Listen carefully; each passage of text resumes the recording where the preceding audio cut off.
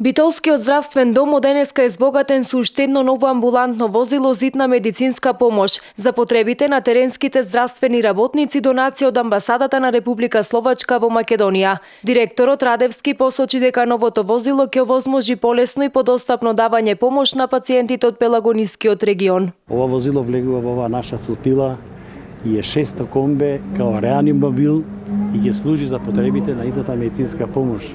Ова е 600 возило и единствено возило од овој тип Mercedes-Benz и се надевам дека ќе овозможи многу полесно и подостапно да се пружа итна медицинска помош на пациентите во Битола и околината. Донацијата на директорот на здравствениот дом Битола Благоја Радевски му ја предаде словачкиот амбасадор во Македонија Мартин Безак. Ради се о донацiji амбулантни кола за потребе. Се работи за донација на амбулантно возило за потребите на итната помош на здравствен дом Битола.